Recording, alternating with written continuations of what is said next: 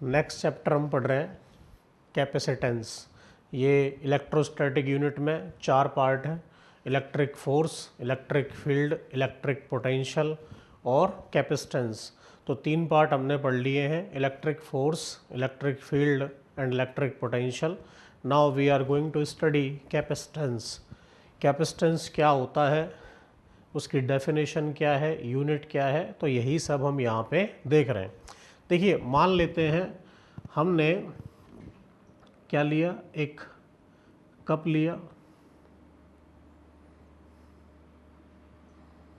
और उसमें हमने एक लिक्विड को पोर करना शुरू किया। धीरे धीरे ये भरना शुरू हो जाएगा, एक टाइम ऐसा आएगा जब ये फुल हो जाएगा। लेकिन अभी भी अगर हम इसमें पोरिंग रखेंगे तो जो लिक्विड है वो बाहर की तरफ फैलने लगेगा।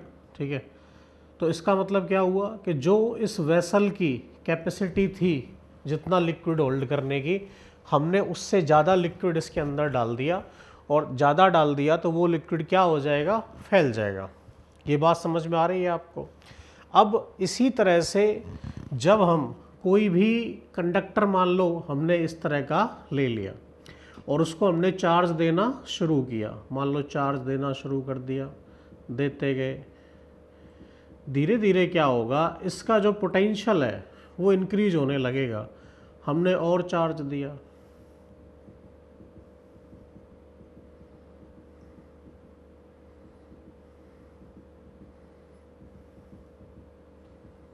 ठीक है, पोटेंशियल और बढ़ गया। हमने कहा इसको और भी ज़्यादा चार्ज दे देते हैं। जब हम इसको और भी ज़्यादा चार्ज देने की कोशिश करेंगे तो क्या होगा, चार्ज डेंसिटी बढ़ने लगेगी और उससे इसका पोटेंशियल और बढ़ने लगेगा। लेकिन चार्ज हवा में लीक आउट नहीं कर सकता, क्योंकि एयर कैसी होती है, नॉन कंडक्टिंग। लेकिन एक पोटेंशियल ऐसा आएगा जब वो इसके आसपास की एयर को क्या बना देगा, कंडक्टिंग। तब ये चार्ज यहाँ से क्या होने लगेगा, लीक आउट। क्या होने लगेगा, लीक आउट। तो जिस पोटेंशियल पे आसपास की एयर कंडक्टिंग हो जाएगी, उस पोटेंशियल पे इसकी जो चार्ज होल्डिंग कैपेसिटी है वो रुक जाएगी। तो इसका मतलब ये हुआ कि जब हम इसको चार्ज दे रहे थे तो इसका पोटेंशियल बढ़ रहा था। तो इसका मतलब charge is proportional to potential. अब अगर प्रोपोर्शनलिटी का हम साइन हटा दें तो यहाँ पे कांस्टेंट से मल्टीप्लाई करते हैं और उसी कांस्टेंट को हम कहते हैं कैपेसिटेंस। क्या कहते हैं, कैपेसिटेंस। समझ में आ रही है बात? अब कैपेसिटेंस अगर इस फॉर्मूले से देखोगे तो आपको ऐसा लगेगा कि ये चार्ज पे और पोटेंशियल पे डिपेंड करता है। किस किस पे, चार्ज पे और पोटेंशियल पे। लेकिन अगर आप इस एग्जांपल को देखोगे तो it depends on shape, size of conductor, और दूसरा किस पर डिपेंड करेगा, जो इसके आसपास का मीडियम था। ठीक है, अगर मीडियम अलग होगा तो चार्ज लीक आउट कैसे होगा, वो डिपेंड करेगा इस मीडियम पे। तो किन किन चीज़ों पे डिपेंड कर रहा है, शेप, साइज और नेचर ऑफ मीडियम। ठीक है, तो इन पर डिपेंड करता है कैपेसिटेंस, ना कि इन पे।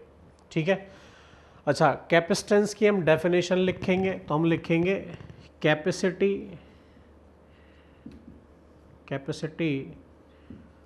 To hold charge.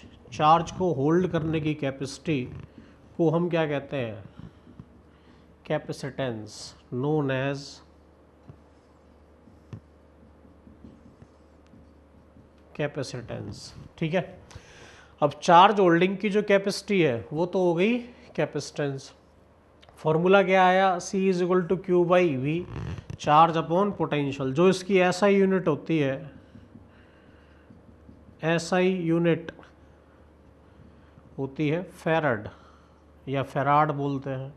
तो 1 फेराड किसके बराबर होगा, 1 कूलोम अपॉन 1 वोल्ट के बराबर। लेकिन जो फेराड यूनिट है ये बहुत ही बिग यूनिट है, लार्ज यूनिट है, it is a large unit, it is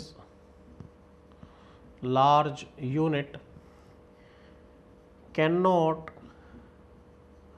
use practically. अब आप कहोगे प्रैक्टिकली जो यूनिट यूज़ नहीं हो रही तो फिर प्रैक्टिकली कौन सी होती है?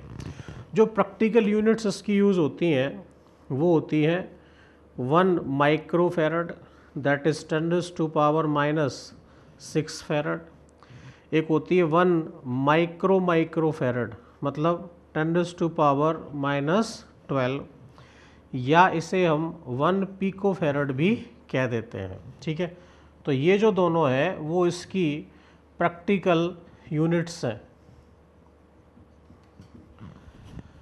इसको आप कहाँ पे देख सकते हो? जो फैन है आपके घर, फैन के अंदर कंडेंसर, क्या बोलते हैं, कंडेंसर लगा होता है। वो कंडेंसर बेसिकली कैपेसिटर है जो इलेक्ट्रिकल एनर्जी को स्टोर करता है, और उस इलेक्ट्रिकल एनर्जी को स्टोर करने की जो यूनिट है वो ये होती है। तो अगर आपके पास कोई ख़राब कंडेंसर पड़ा हो तो आप उसको उठा के देखना, उसके ऊपर लिखा रहेगा माइक्रोफैरड या माइक्रोफैरड। जो टीवी या टेलीविज़न, एलईडी, एलसीडी, तो उनके अंदर एक इलेक्ट्रॉनिक प्लेट होती है। उस इलेक्ट्रॉनिक प्लेट में ब्लू कलर के कुछ सिलेंड्रिकल शेप में छोटे छोटे ब्लॉक्स लगे होते हैं, और वो जो सिलेंड्रिकल शेप में ब्लू कलर के ब्लॉक्स हैं दे आर कैपेसिटर्स। क्या है वो? कैपेसिटर। उन पे भी इसी यूनिट में लिखा रहेगा माइक्रोफैरड। ठीक है, तो हम एक फैरड को अगर डिफाइन करेंगे तो कैसे डिफाइन करेंगे? When 1 coulomb charge is stored and potential is 1 volt, then capacity of that conductor is known as 1 farad। ठीक है, तो पहले इसको आप एक बार नोट कर लीजिए, फिर हम आगे का पॉइंट पढ़ेंगे।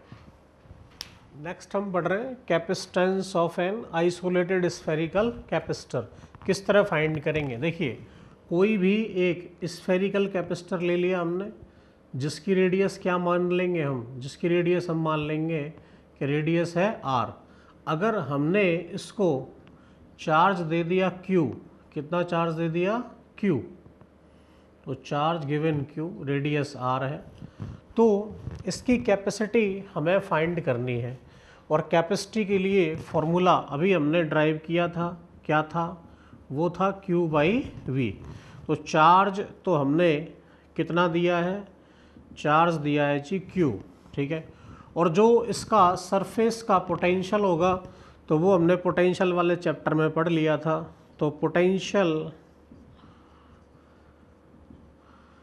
ऑफ स्फीयर वो होगा v, और वो होगा kq/r, यही होगा। अब इसके अकॉर्डिंग कैपेसिटी क्या होनी चाहिए? कैपेसिटी होनी चाहिए c = q/v, मतलब kq/r। q से q कट जाएगा तो ये आएगा r/k, और k की वैल्यू होती है 1/4πε0। तो इससे क्या आ जाएगा? इससे जो इसकी कैपेसिटी आएगी वो आएगी c = 4πε0r, जहाँ पे r क्या है? r है रेडियस, किसकी रेडियस? इस स्फेरिकल कंडक्टर की रेडियस। अब देखो यहीं पे हम क्या करेंगे, हम ये मान लेंगे कि इसकी कैपेसिटी 1 फैरड है। कितनी कैपेसिटी है? 1 फैरड। क्योंकि मैंने क्यों मान रहा हूँ मैं ऐसा? मैंने ये कहा था कि 1 फैरड जो है वो बहुत बड़ी यूनिट है। तो यहाँ पे एक एग्जांपल के तौर पे ले लेते हैं, let us assume that C is equal to 1 farad. 1 farad होगा तो ये कितना हो जाएगा? 4πε0r। तो यहाँ से r की वैल्यू क्या आएगी? 1/4πε0, और 1/4πε0 की वैल्यू कितनी होती है? 9 × 10⁹ मीटर। और अर्थ की जो रेडियस है, अर्थ की रेडियस कितनी है?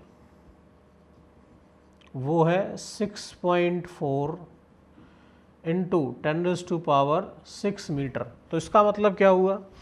अगर हमें एक 1 फैरड कैपेसिटी का कैपेसिटर चाहिए स्फेरिकल, तो वो अर्थ से भी बड़ा होगा, तब इस जाके उसकी कैपेसिटी 1 फैरड होगी।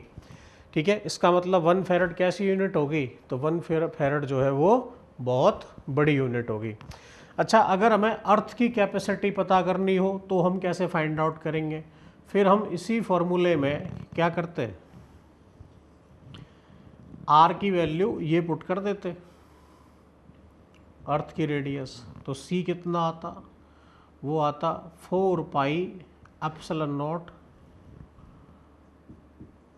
9 इंटू 10⁻⁹, और नीचे क्या आ जाता,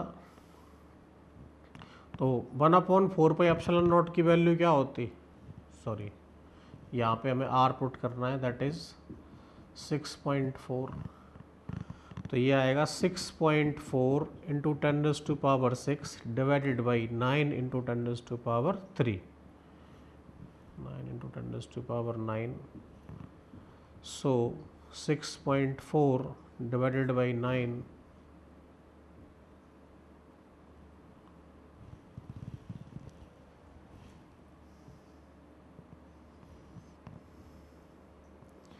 इसको सॉल्व करोगे